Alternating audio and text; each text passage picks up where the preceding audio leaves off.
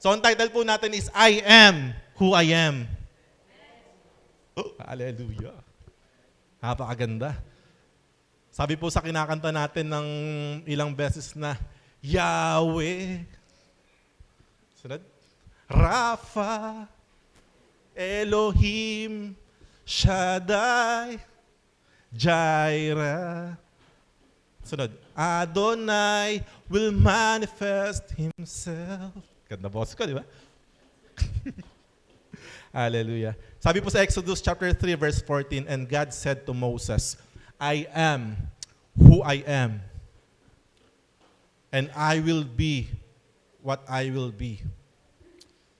And He said, you shall say this to the Israelites, I am has sent me to you. Let's bow our heads and let's all pray.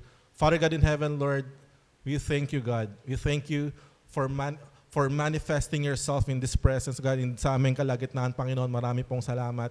Thank you for sustaining us sa buong linggo na nagdaan, Panginoon. Thank you for the blessings, for the protection, for the deliverance, Panginoon. Marami pong salamat sa lahat ng pagkilos mo sa buhay po ng bawat isa. Thank you for your goodness and for your faithfulness. And right this very moment, Panginoon, inihiling po namin ang inyong pangunguna. Kayo po ang maluwalhati, kayo po ang mahayag, itago niyo po ako sa inyong likuran upang makarating ng matiwasay, ng bukas na bukas sa puso ng bawat kapatid ko ang inyong salita. Tanggalin mo, Panginoon, anumang mga gumugulo sa isipan para hindi makapag-penetrate ang inyong salita sa mga kapatid kong ito. Marami pong salamat, Lord. You are the great I am. And we will worship you, O Lord, as we listen to your word. And your revelation will be revealed to my brethren right now. Thank you, God. To you be all the praise and honor and glory. In Jesus' name, hallelujah. Amen. Ang storya po dyan sa Exodus chapter 3, ito po nung tinawag po ng Panginoong Diyos si Moses. Moses, pumunta ka sa Egypt, ilalabas mo ang aking bayan. Sabi ni Moses, pag tinanong nila ako, sino nagpadala sa akin? Ano sabi ni Lord? I am. Sabihin mo sa kanila, pinadala ka ni I am. Ako na nga. Ang gandang pangalan ng Lord, no? I am. Kumbaga, I am, then blank. Alam niyo po yung blank check? If you received a blank check, tapos may pirma lang, ikaw maglalagay ng amount. Tama po ba? Kunwari, binigyan ako ng blank check ni Daniel. Ay, pirma. Pagdating mo sa bangko, ay, magkano kaya pera Daniel? Kaya neto 10M? Hallelujah. Pag yung may nagbigay ng blank check sa'yo, talaga naman, maglalagay ka pa ba ng 100 doon? Oh, blank kaya eh, talaga naman. Ayan po sinasabi ng Panginoon Diyos sa atin ngayon. I am who I am. Ako'y si ako nga. And I will be what I will be. Kaya kong maging ako kung ano man ang kailangan mo sa akin. But a question before we start, bago tayo pumalaot, gaano ba tayo kaseryoso sa paniniwala at pagkakakilala natin sa Diyos? Gaano tayo kaseryoso? Gaano tayo ka-sure na yung Diyos na pinupurit sinasamba natin dito ay yung nag-iisa at tunay na Diyos na siyang lumikha ng buong langit at lupa, yung Diyos na makapangyarihan sa lahat, yung Diyos na kayang magbigay ng buhay, yung Diyos na kaya rin kumuha ng buhay. How sure are we? How serious are we? Sabi nga the life you live reflects how you know God. Amen? Kung paano ka namumuhay, nagre-reflect yan kung paano mo kilala ang Diyos. Dati kita mo nung andun pa tayo sa dating religion natin. Magsisimba lang tayo kung ano oras natin gusto. Doon sa amin, yung simbahan doon, tila mayroong 10 service eh. Mula umaga, tuloy-tuloy yun hanggang gabi. Mamimili ka kung anong oras mo gusto pumunta. Tapos pagpunta mo doon, late ka pa. Pag nalampasan mo na yung umpisa, tatambay ka lang na sandali, maabutan mo ulit yung part ng pangalawang service, hanggang song ka lang umabot. Parang sinihan eh, no? Aalis ka na. Then feeling mo okay ka na. Feeling mo, nagpupunta tayo sa simbahan, hindi para kay God eh. Nagpupunta tayo sa simbahan para sa sarili natin eh. Para ma-feel natin na, okay ako ngayong linggo nakapagsimba ako ngayong linggo bawas yung kasalanan ko ngayong linggo, mabait ako ngayong linggo, parang ganun tayo. We do not go to church because of Him, na gusto nating papurihan, pasalamatan. At ang madalas pa dito, naaalala lang natin siya kapag birthday natin. Minsan nakakapunta lang tayo sa simbahan pag may patay, pag may kasal, pag may binyagan. Or kapag malala yung problema natin. Nagpapakilala nga yung God eh. Gustong magpakilala ng Diyos sa'yo. Ang tanong nga, anong pagkakakilala mo sa Diyos? Ngayon, ito yung pag-aaralan natin. Kikilalanin pa natin ang Panginoon Diyos sa layunin na matapos itong gawain na to, lumalim pa ng onte. Kung hindi man onte, sana marami. Yung pagiging seryoso natin sa pagkakakilala natin sa Diyos. Minsan nagsisimba lang tayo dito for benefit.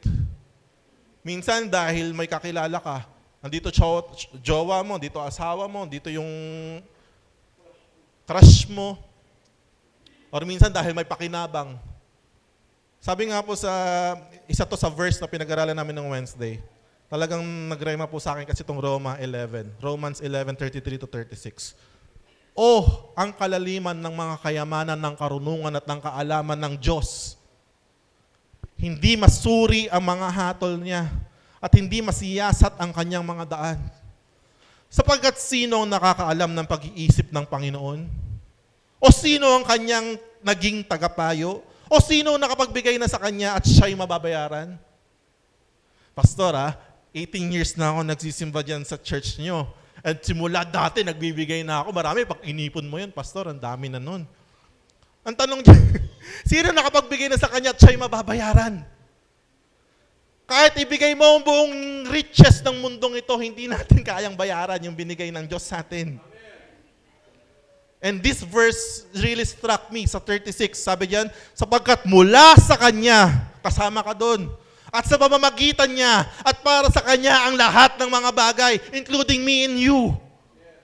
And everything that we own, nagmula raw sa Kanya, sa pamamagitan niya, at para sa Kanya. Sumakanya nawa ang kaluwalhatian magpakailanman. Amen. Everything belongs to God. For Him, from Him, through Him. Kailangan mga kapatid talaga namang alam na alam mo yan. Kasi kung hindi mo alam yan, feeling mo yung buhay mo sa'yo. Kaya yung binibigay mo kay God, yung sobra-sobra mo lang. Yung binibigay mo kay Lord, yung mga kapag kaya lang ng oras mo. Pag kaya lang ng kalakasan mo, kapag kaya lang ng pera mo. Tama, ganun lang yung binibigay natin kay God eh. Magsisimba ka ba sa linggo? Kapag hindi po ako masyadong napuyat ng Sabado. Kapag hindi ako masyadong napagod during the week, kasi grabe po yung work ko eh. Mag-o-offering ka ba, Lord? Kapag may sumobra po, Pastor. But if you fully understand na lahat ng bagay sa Kanya nagmula, sa pamamagitan para sa Kanya, even your life should give glory to Him. Now, either you belong to God for His purpose and glory. Hey, pakinggan mo mabuti ito. Either kay Lord ka para sa purpose niya at kaluwalhatian, or you are an object of God's wrath. Hey, dalawa lang po ito mga kapatid. It's either nabubuhay ka para sa purpose ng Diyos, sa layunin ng Diyos. Either nabubuhay ka para bigyan siya ng glory, or nabubuhay ka as part doon sa tinatawag na objects of wrath of God. Doon po nung nag-service po doon sa kila Kuya Rolly, nung last Saturday, ito po yung na-share ko doon eh. Meron pong spiritual death at physical death, tama? Alam niyo po ba na nauna na yung spiritual death bago yung physical death? Dahil pagkapanganak pa lang po sa atin, we are spiritually dead. Amen? When God looks at us, we are dead. Spiritually dead. Now, sabi sa John chapter 3, verse 38, lahat daw ng walang Panginoong Jesus ay hinusgahan na. May hatol na. Tama po ba? Lahat ng hindi sa Panginoong Jesus may hatol na. At yung hatol na yan ay kamatayan, hindi lang kamatayang pisikal. kamatayan sa impyerno. So we are already judged. But for God so loved the world that He gave us His only Son, Jesus Christ, that whosoever believes in Him will not prosper, will not perish, but has everlasting life. Sabi sa Ephesians 2 verse 1 to 3, once you were dead because of your disobedience and your many sins. Bakit daw tayo patay? Because of our disobedience and our many sins. You used to live in sin, just like the rest of the world, obeying the devil, the commander of the powers in the unseen world. Ang ganda na ginagamit, you used, ibig sabihin, dati mo nang ginagawa. Tama? Ay masakit dito, hanggang ngayon, ginagawa mo pa. Obeying the devil, the commander of the powers in the unseen world. He is the spirit at work in the hearts of those who refuse to obey God. Sino po kasama ko rito nagre-refuse na sumunod sa Diyos? Ano po yung nagre-refuse? Tumatangging sumunod sa Diyos. There is a power working for those person who refuses to obey God. All of us used to live that way, following the passionate desires and inclinations of our sinful nature. Sinusunod daw po natin yung mga passionate desires. And by our very nature, we were subject to God's anger. Mga kapatid, ay nako, ulitin ko kung hindi ka belong sa purpose and glory na God, ikaw ay object ng God's anger or wrath. Sino po rito gustong galitan Diyos sa Kanya? Makaaway mo ng lahat, wag lang ang Diyos. Amen to ba? Wag tayo magmamalaki sa ating Panginoon Diyos. Romans 2:4-8. Tingnan mo. Oh, hinahamak mo ang mga kayamanan ng kanyang kabutihan, pagtitiis at pagtsatsaga, na hindi mo ba nababatid na ang kabutihan ng Diyos ang umaakay sa iyo sa pagsisisi? Mga kapatid ko, alam mo kahit gaano tayo kasama before, hanggang ngayon, sabi, the goodness of God always lead us into repentance. Ito yung gusto ng God sa atin. Kaya si God nagpapakita pa rin ng mga mabubuting bagay sa atin upang akayin tayong magsisi. Ang problema dito, lahat na ng goodness binigay na ng God sa'yo, inaakay ka sa pagsisisi, hindi ka pa nagsisisi. Ngayon, ano mangyayari? Sa verse 5, ngunit ayon sa iyong katigasan at pusong hindi nagsisisi. Sino po rito hindi nagsisisi? Ngunit ayon sa iyong katigasan na pusong hindi nagsisisi, ay nagtitipon ka para sa iyong sarili ng puot sa araw ng kapuotan at papahayag ng matuwid na paghuhukom ng Diyos. You're storing up here for yourself wrath. Sabi, Kanyang gagantihan ng bawat tao ayon sa kanyang mga gawa. Pero sa verse 7, praise God, sana tayo to.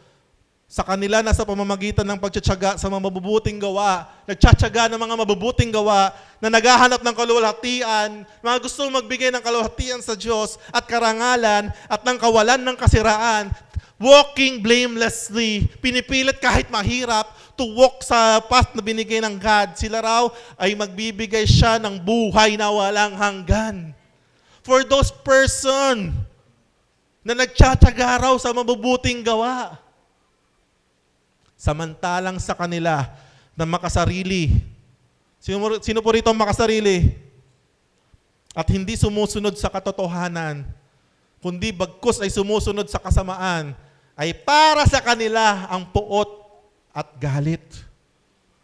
Pastor, grabe ka naman. We are under grace right now. I believe in Jesus, you cannot judge me. As long as I believe in Jesus, I'm saved. Yes, I know you're saved. But you're storing up for yourself. Ay nako, ewan ko Kaya nabibigyan ng bad name yung grace You give grace a bad name. Because you claim that you're under grace but you're walking sinfully. Pwede ba yun? Pwede ba yun? If you claim that you are under grace, sin should not be your master. Sabi po yan sa Romans 6. Amen? You may fall into sin. But after you fall into sin, right there and there, you will repent. You will say, sorry, Lord. But after you fall into sin and hindi ka nagsisisi, andyan na yung verse, nagtitipon ka daw. So hindi po ito pananakot, kailangan balanse lang po tayo. Tama? Kasi kawawa naman si Lord eh. Lahat na ng goodness binigay niya. Lahat na ng binigay niya. Hindi naman mahirap sumunod kay Lord. Hindi naman KJ si God. Now, sino po rito yung kasama ko na lumalakad at gusto talaga lumakad according to God's purpose? So we are called according to His purpose. Sabihin mo sa katabi mo, we are called according to His purpose. May layunin ng Diyos. Tinawag tayo ng Diyos, may layunin siya. Lagi ko po sinasabi, hindi ka tinawag ng God para dumami lang yung bilang ng mga Kristiyano. Hindi ka na born again Christian para mapunuan lang yung mga bakanteng upuan na yan. Hindi ka naging Christian para kumapal lang yung libro ng buhay. God called us for a purpose. Sabi sa Romans 8:28, and we know that all things work together for good to those who love God. Oh, favorite natin yan eh. Pero hindi natin ito tinutuloy eh. To those who are the called according to His purpose. So hindi pwedeng mag-apply sa'yo yung Romans 8:28 if you are not walking according to His purpose. Okay ba yun? Fair ba yun? Fair? Fair yun. Hindi yung gagamitin mo lang yung verse para, hindi. Puro kabalastugan yung ginagawa mo, puro kasamaan, paglinggo ka lang Christian, peke pa. Tapos you're claiming, I have Romans 8:28. You can only claim that. Tapusin mo yung verse. If you're living according to His purpose. There is a purpose. Kaya ka tinawag ng Panginoong Diyos. Hindi natin maloloko ang Diyos. Tao maloloko natin, pastor maloloko natin, leader maloloko natin. But God never. Dahil si Lord pag tumingin, tagus-tagusan. Nung nakita ni John ang Panginoong Jesus sa island of Patmos, ano raw nakita niya sa kanyang mata? Blazing fire. So, God moves, eto na mga kapatid ko, in accordance to His purpose. Ano po ibig sabihin yan? Lahat po ng ginagawa ng God, lagi yan nakalinya sa kanyang layunin at layunin lamang. Amen? Pray ka ng pray. Hindi sinasagot ng God. Hingi ka ng hingi ng provision. Walang dumarating. Ito yung ano ko nung Wednesday. Answered prayers, provisions, divine interventions, and miracles are all aligned to God's purpose and will for His glory. Kaya kahit ilang taon mong ipag-pray ang isang bagay, kung hindi yan pasok sa purpose at will ng God, it will never happen into your life. Pwede ba mag-pray yung kaaway ng Diyos tapos ibig-grant niya? Tama po ba? You're an object of God's wrath. So siguraduhin mo, hindi ka dun sa object of God's wrath. Siguraduhin mo, nandito ka sa object of God's mercy.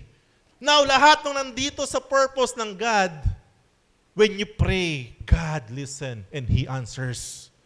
Mga tao dito sa purpose ng God, whenever you need something, God will always provide.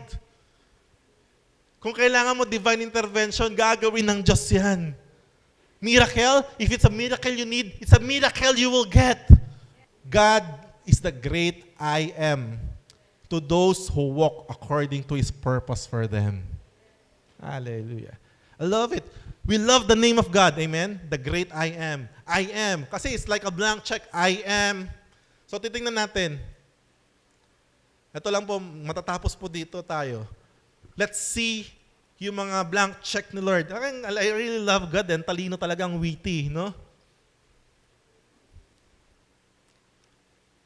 So unang-una, I am the Lord who heals you. Ilan lang po ito pag-usapan natin? 3 lang. na mga names ni God. Napakaraming names ni God. It's all available for us. Di ba lagi ko po sinasabi na bawat area ng buhay natin may equivalent word of God? Every area din po natin may equivalent name of God. Rapha. Ano ibig sabihin ng Rapha? I am the Lord who heals you. Do you believe that God heals? Sabi ko nga po, nung kami po pumunta sa Mindoro, sa mga mangyan, sa tuktok ng bundok, bawat bahay po doon, pag tayo po pumunta doon, yung faith mo na napakataas dito, pagdating doon, napakaliit pala.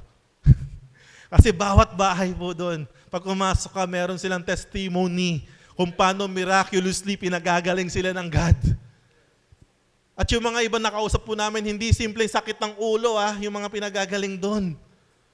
Meron po doon nanganak, parang tabingi yung paa dahil syempre pag nanganganak po sila doon sa mga mangyan, wala pong midwife, solo. Ire kong ire. So meron doon parang may pinanganak siya, parang bali o tabingi yung paa ng bata. And they prayed. She prayed. Grabe mga faith ng mga mangyan. Tumuwid po. Bawat bahay may testimony. Kasi naman yung hospital po doon, bababa ka pa ng bundok. Pagkababa mo ng bundok, ilang kilometro pa. Kaya bawat bahay talaga. God is the same yesterday, today, and forever. Pero tingnan natin, Pastor, bakit ganun? Pinag-pray ko naman, hindi gumaling. Pinag-pray ko naman, namatay. So, yan, sasagutin ko yan ngayon. Sabi sa Exodus 15:26, He said, if you listen carefully to the Lord your God and do what is right in His eyes, if you pay attention to His commands and keep all His decrees, I will not bring on you any of the diseases I brought on the Egyptians, for I am the Lord who heals you. Sometimes kasi, gusto lang natin lagi yung part na, I am the Lord who heals you.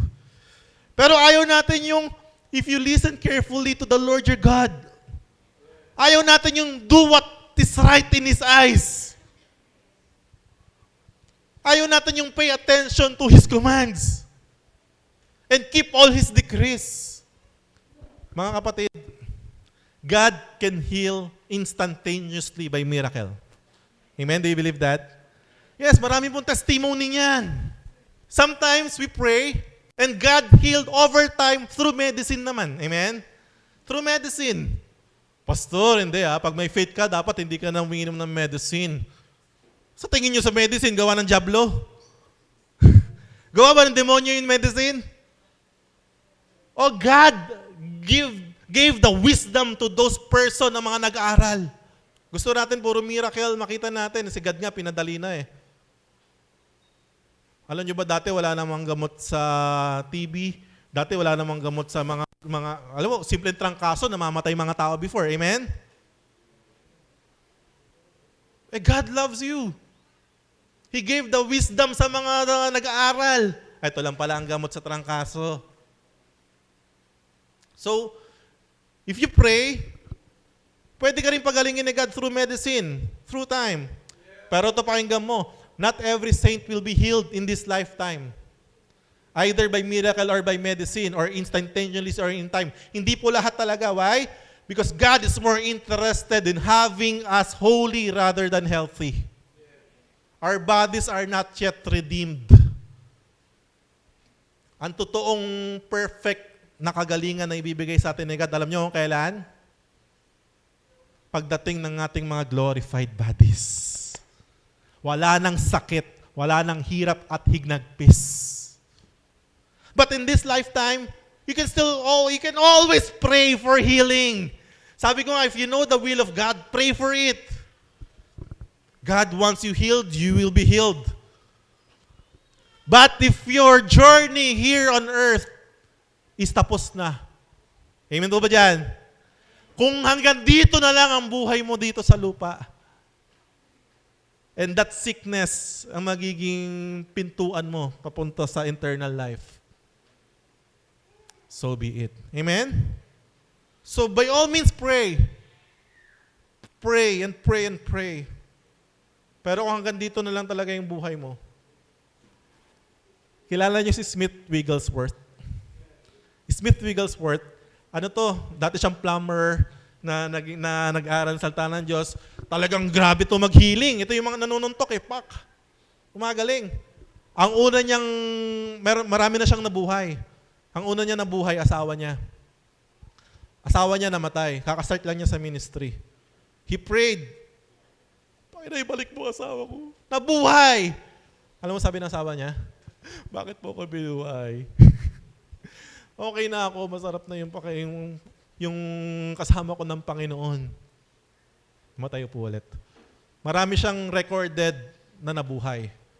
Marami siyang recorded na napagaling. Smith Wigglesworth. Pagdating niya ng matanda na siya, lahat na ng mga kaibigan niya, patay na. And he prayed unto God, Lord, wala, tapos na po yung ano ko dito sa ano. I'm ready. Nakuhanin mo na. Alam mo ba? He just dropped dead. At nung in-examine yung katawan niya, perfect, wala kahit isang sakit. Alam mo niyo kung saan siya namatay? He dropped dead doon sa funeral ng last na friend niya.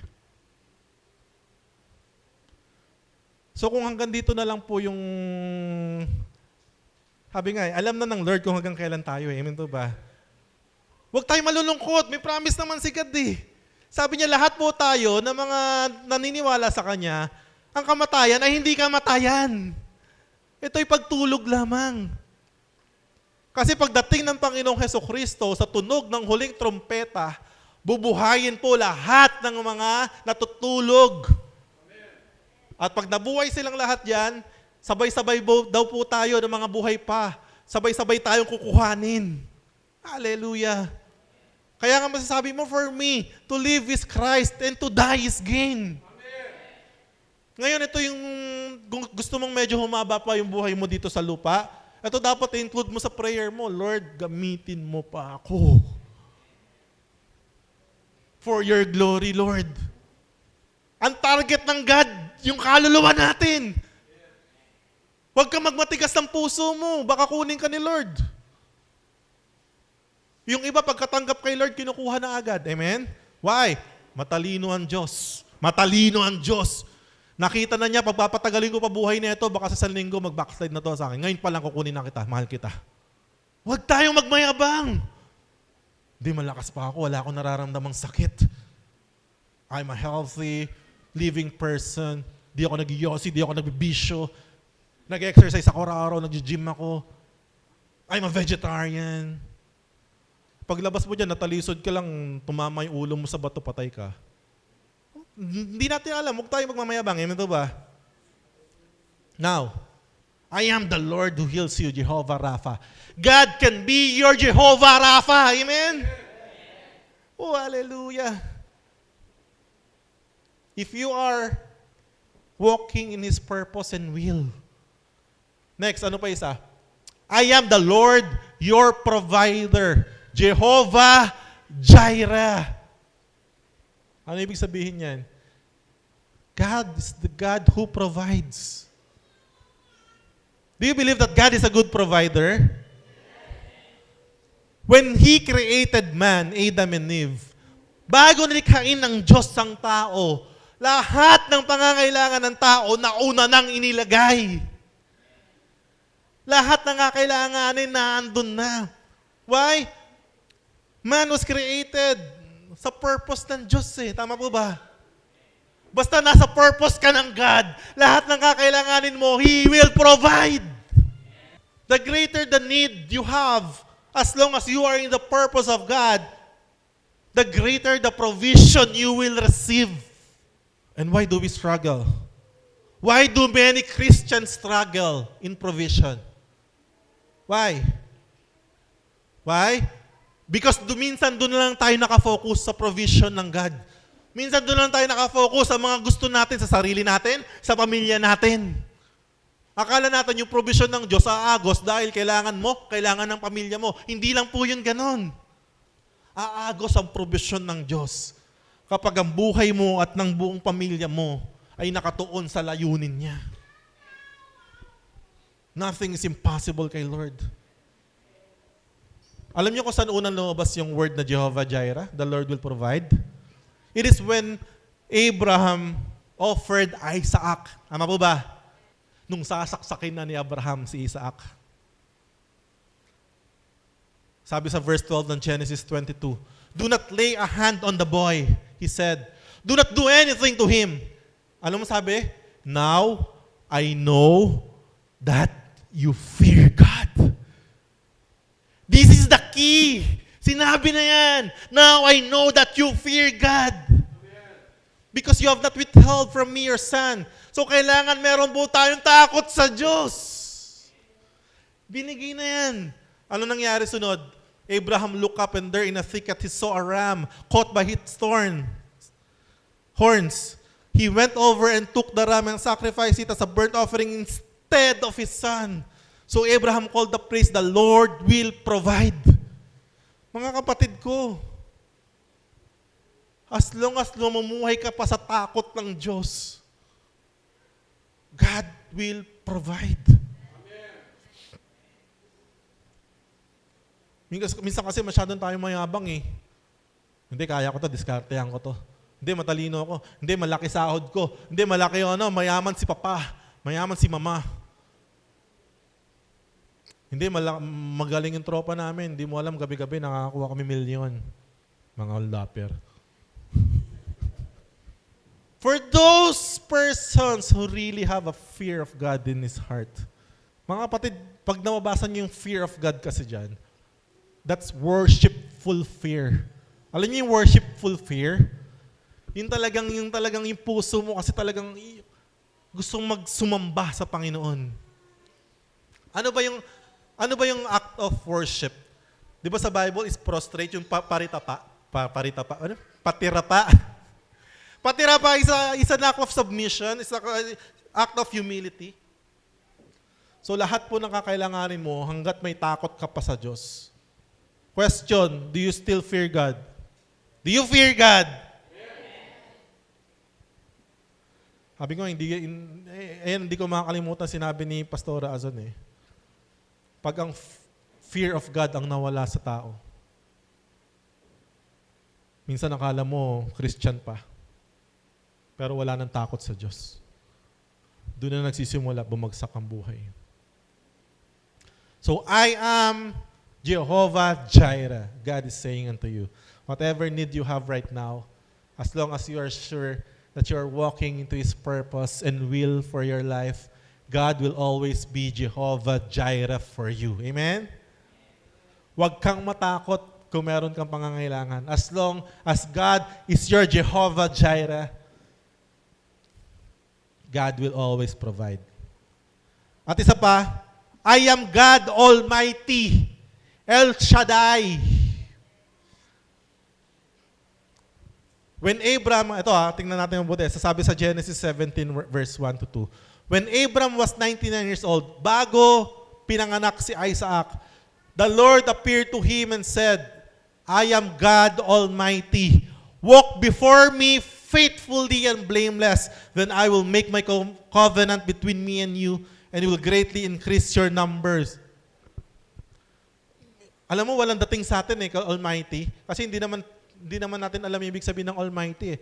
God, I am God Almighty. Okay, God Almighty. Ano mo bang ibig sabihin ng Almighty? Alam niyo ba ibig sabihin ng Almighty? Ang Almighty, ibig sabihin po niyan, Diyos na makapangyarihan sa lahat. Sabi ni God, sinasabi sa'yo, ako ang Diyos na makapangyarihan sa lahat.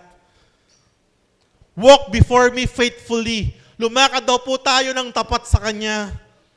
And be blameless. Ang sabi ni God, and I will make my covenant between me and you, and will greatly increase your numbers. God is a covenant-keeping God. As long as you're walking faithfully sa Panginoon Diyos, siya ay Diyos na makapangyarihan. Amen po ba? The God that you're worshiping here is God Almighty. The God na nasa iyo, nanananahan sa iyo is God Almighty. Do you believe that? So if you really believe that God Almighty lives in you, bakit ka nabubuhay na parang walang gold, parang walang God Almighty na nabubuhay sa'yo? Naiintindihan niyo yung sinasabi ko? If you believe that God Almighty lives inside you, why do you live your life as if there is no God Almighty living inside you? So start living a life naniniwala sa buong puso't isipan that God Almighty resides in you. Loves you so much, working in your life, that to Him nothing is impossible. Sarap, no? Ba sarap i-claim yun? God is Jehovah Rapha, Jehovah Jireh, and God Almighty. Di ba napakasarap malaman na ang Diyos natin ay ganon? Yung Diyos na mahal ka, ganon. Oh, hallelujah. Ano pa? Ito, di natin elaborate. Tingnan na natin. Hindi to lahat pero ito lang yung sum. El Elyon, God Most High. Pinakamataas sa lahat. Ano pa? Jehovah Nissi, the Lord our banner. Wait. Walang effect sa atin yung banner eh. Kasi ano, yung banner na alam natin, yung banner, yung ano lang, yung tela, ginaganon-ganon eh. So ano naman yung pastor kung the Lord is our banner? Alam mo kasi mga kapatid ko, nung panahon nila, kung nanonood kayo ng mga medieval na mga giyera-giyera, ako kasi favorite ko Game of Thrones eh. Hanggang ngayon, pinapanood ko pa rin siya eh. Kung makikita natin sila magsalpukan dati, pag may battle, may giyera, ang nauuna sa harap nila is bannerman. Andun yung banner nila, sigil nila. At sa likod, banner din. Para malaman nila kung kaninong pamilya yung maraming yun. So God is saying, the Lord is our banner. Sinasabi ng God, I will go before you and I am there sa likod mo. Andyan ako sa harap mo, andun ako sa likod mo. God is with you. Wherever you go, God is before you. Sa harap mo, nandyan si Lord. Saan ka man pumunta, malayo ka pa lang, identified ka na, nasa Diyos ka.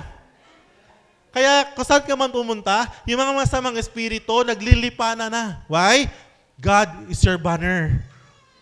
Hallelujah.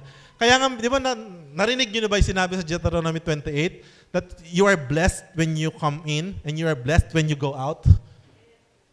Na kung nasaan ka man, andun yung blessing ng Lord. Narinig nyo na ba yun? Oh, hallelujah. Ako ilang beses ko na po na-experience yan. Papasok ako sa isang establishment, yung mga walang kumakain masyado, para makapwesto. Pagpasok mo, magugulat ka lang, dumadami yung tao, mamaya puno na. Noong nagko-commute pa ako dati, talagang pag umarap ako ng UV, gusto ko talaga yung medyo maluwag. Pwesto na ako doon sa pinaka-komportableng pwesto. Why? Because I'm sure maya-maya mapupuno yun. Kahit sa mga turo-turo, pag pumunta ka doon, pag kumain ka, talagang masanay ka na. Na wherever you go, blessing follows. Ano pa? Jehovah Rohi, the Lord our shepherd. He is our great shepherd. Jehovah Shalom, the Lord is peace. Ang dami niyan mga kapatid ko. I am Jehovah Shalom. I am Jehovah Rohi. I am Jehovah Nissi. I am El Elyon. Ito pa, favorite ko to. I am Jehovah Shammah. Alam niyo ibig sabihin ng Shammah? Sam. Andun naman talaga. The Lord is there. Tama. From the... Hindi kayo nagkamali. Siguro, dyan talaga galing yung Sama na Tagalog. Galing po yan sa Hebrew word Shammah. The Lord is there. Wherever you are, the Lord is there. Hallelujah. Wherever you will go. The Lord is with you wherever you go. Sabi sa Psalms chapter 23 verse 4, yeah, though I walk through the valley of the shadow of death, I will fear no evil, for you are with me. Hallelujah, Jehovah Shammah.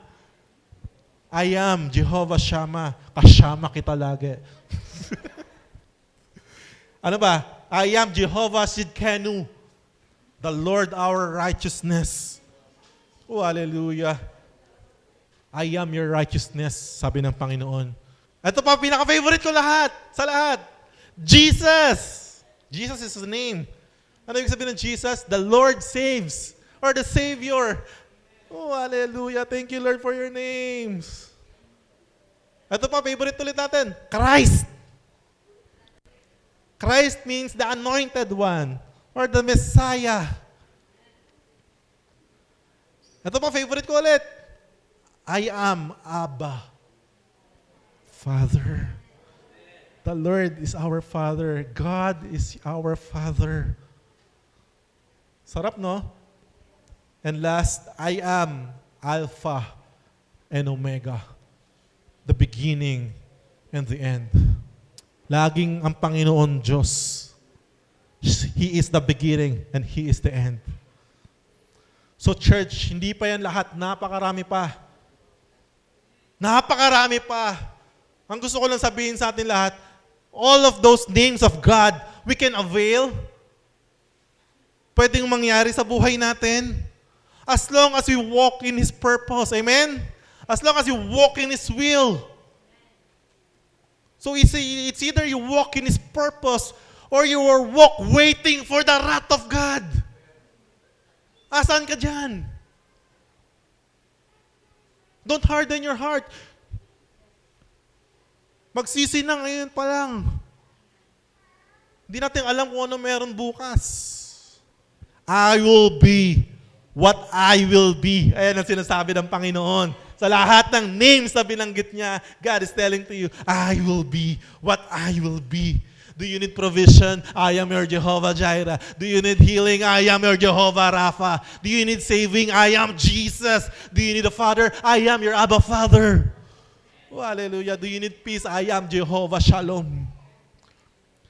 For with God, nothing will be impossible. Hallelujah. Nothing is impossible with our God. So napakasarap talaga na nandito tayo sa winning side. Napakasarap talaga na nandito tayo sa God's grace. Andito tayo sa part na to kung saan talaga bumubuhos ang mercy ng God. Kaya nga yung tanong ko sa inyo kanina at least ngayon naramdaman ko nag-lighten up na yung mga puso. Yung tanong ko kanina nag-start tayo, gaano ka talaga kaseryoso sa ating Diyos? So lumakad tayo, walang imposible sa Diyos. So ano yung plan ng God? Sabi sa Ephesians 2:10, for we are God's masterpiece. He has created us anew in Christ Jesus. So ito yung plano niya. So we can do the good things He planned for us long ago. There's a good things that God has planned for us to do. Question, are we doing those good things that God has planned for us to do? Ako po, I believe in my heart. I really do believe in my heart. We are not all called to become a pastor. We are not all called to become an evangelist. We are not all called to become a teacher, a prophet, or apostle. Hindi tayo lahat tinawag na maging engineer. Hindi tayo lahat tinawag na maging guro, whatever professions that you have. Hindi po tayo lahat tinawag na businessman. Pero ako naniniwala, kung saan ka nilalagay ng Diyos, andun pwede mong lakaran yung purpose at plano niya sa buhay mo. Wherever God is putting you, siguraduhin mo na lalakaran natin. As long as we are walking in the purpose and plan for our lives, everything that we will be needing in this life will be provided by God. Ito po kaya nga sabi ko kanina, hindi man tayo lahat maging successful businessman. Hindi man po lahat tayo maging kung ano man yung mga profesyon na gusto natin. As long as yung puso natin gusto lumakad sa plano niya, even you are just a plain housewife, even kung ano mang nasaan ka man, pwede ka lumakad. Why? Because God's plan for our life is not a career path, but a condition of our heart. It's never a career path. Kailangan maging ano ako, pastor eh. Kailangan maging successful na psychiatrist ako para hindi sayang yung pinag-aralan ko. Hindi ka nga naging psychiatrist pero naging successful businessman ka naman. Hindi ka nga kunwari naging psychiatrist pero dito sa linya na pinasok mong trabaho, ikaw yung naging CEO. Oh, hallelujah. So hindi yun, wala yun sa career. Wala yun sa kung anong profession meron tayo. Why? Because God is after our hearts. Sabi sa Micah chapter 6 verse 8, no. Oh, no agad. Sabi hindi. No. Oh people, the Lord has told you what is good. Ano raw yung what is good? And this is what He requires of you. Hey, listen well. Ito raw yung nire-require ng Diyos sa atin. Ano raw yun? To do what is right, to love mercy, and to walk humbly with our God. So nasaan ka man, gawin mo yung tama. Love mercy. Not injustice, mercy.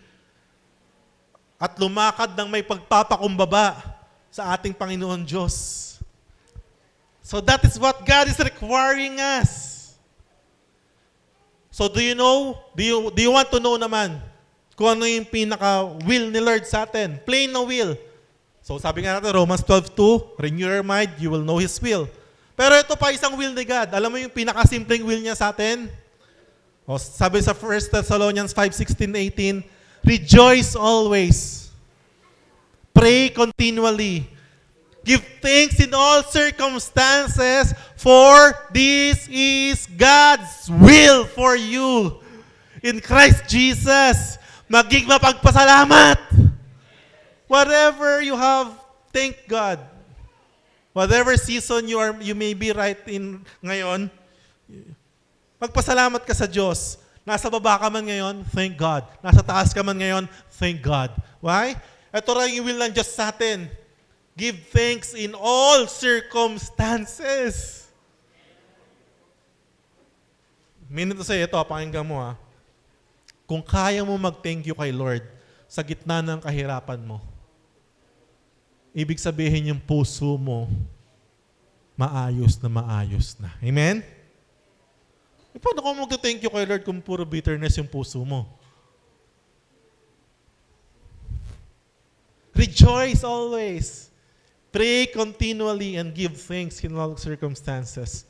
In your hardships, in your frustrations, in your disappointments, in your setbacks, sa iyong mga roadblocks na naharap, thank God.